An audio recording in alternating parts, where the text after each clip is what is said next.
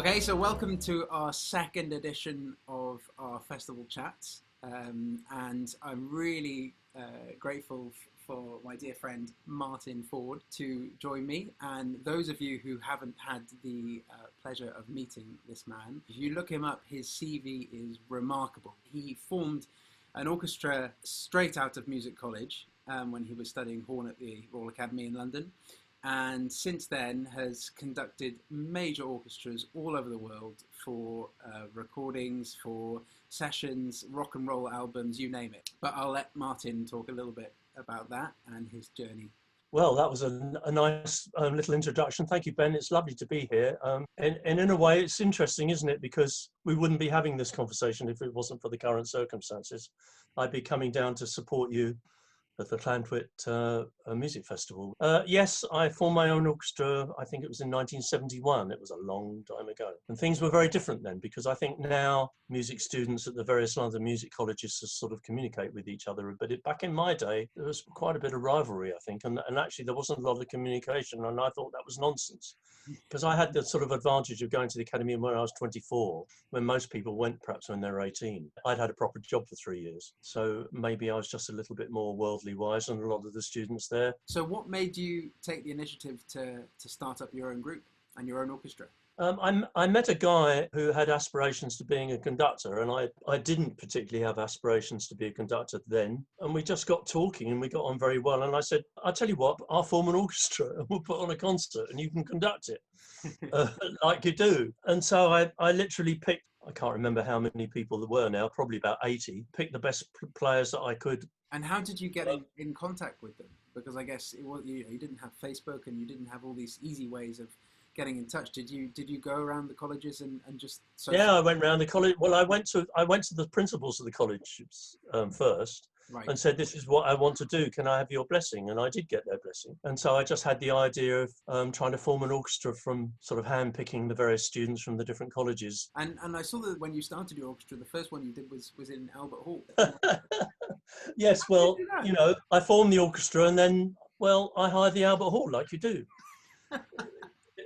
And I was a student, I was in my third year, I think, at the academy, and I hired the Albert Hall, and it was £365 for an evening. That's all right. And I think it's about 10 grand now. I think, yeah, possibly more. Yeah. Were you in the pub one night and thought, do you know what? Let's do a gig at the Albert Hall. It was kind of a bit like that. We were probably in. Well, it was like that. Yeah, it was like that. It was like, this was a brainwave. Let's do it. And I've always been. I'm very entrepreneurial by nature. I was very driven. You just said, well, why not? I was pretty good at handpicking players, I must say, because my first leader, Richard Stutt, he left my orchestra to become leader of the LSO. I thought that was frightfully unreasonable of him. and then he went on to become leader of St Martin's in the Fields under Neville. So he did rather well for himself. And similarly, I have lots of stories like that. Yeah, Irving Arditi played in my orchestra for years. And he formed the Arditi String Quartet, arguably the most sort of famous quartet playing contemporary avant-garde music. People like Litoslawski and all these other great composers, they wrote quartets especially for that quartet. Well, Irving said to me once, it was very satisfying. He said, you kept us alive while we were practicing doing what we really wanted to do, kind of thing. So, right. So which was nice. Their way. Wow. I paved their way in a way, and I was kind of kept people alive for 10 years while they went on to do great things, while what we was doing was obviously, although successful, was somewhat trite. No, that's remarkable. So at what point did you turn it into your group, the Martyn Ford Orchestra? In those days, we're talking 60s and early 70s, when Abbey Road had just come out by the Beatles, and it was that era.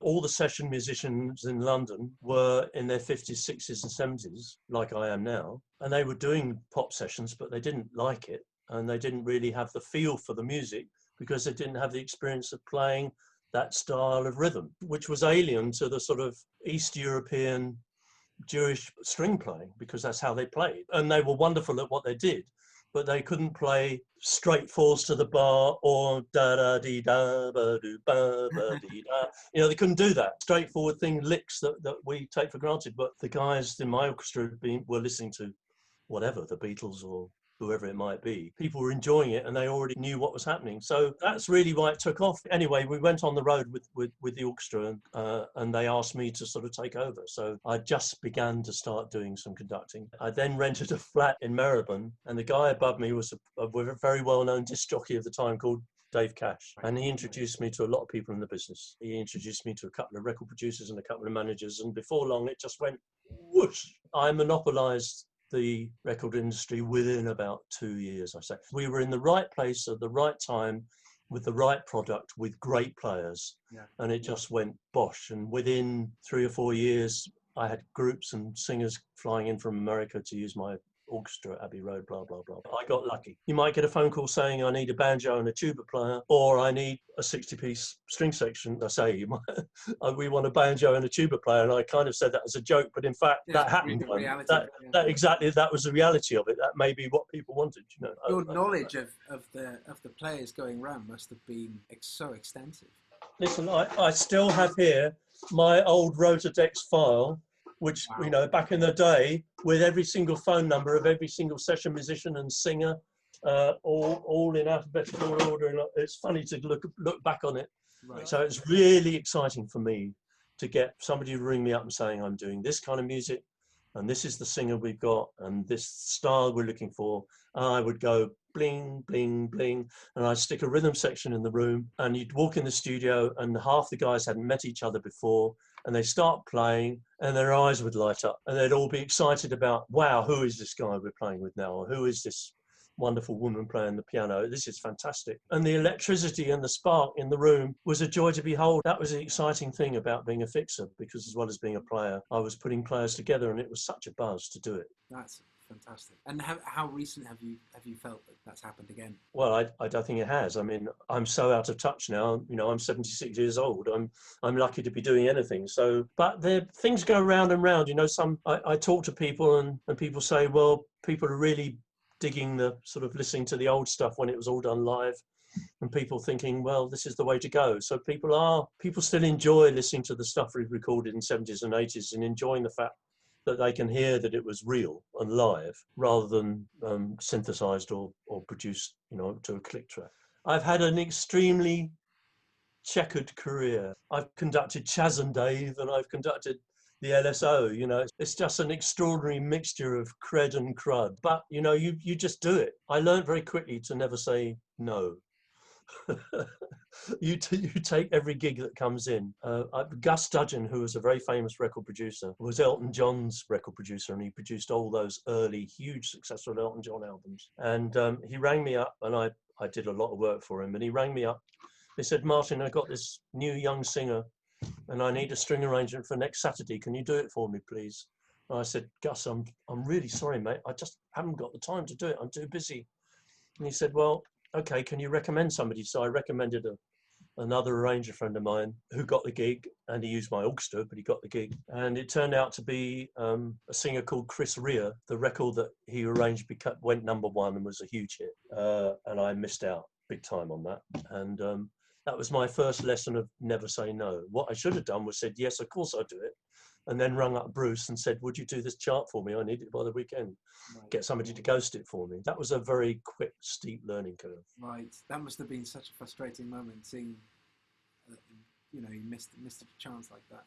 Yeah. So thank you so much for coming, Martyn. This was really, really, really exciting to listen to your stories and to hear everything. And I hope you keep safe and well and enjoy the rest of the lockdown in the way you can. Well, thanks, Ben. It's been an absolute pleasure talking to you. It's always a delight to see you, my friend, and I can't wait to get to hear you live again and to play with you possibly in the future. That's what I'm looking forward to when we get to do the Vorjak. That would be great. With your dad. Yeah, with your dad. I'm looking forward to that a lot. So you take care and safe, and let's hope we can meet up in real person soon. Definitely. Thank you so much. All the best, Ben. All the best.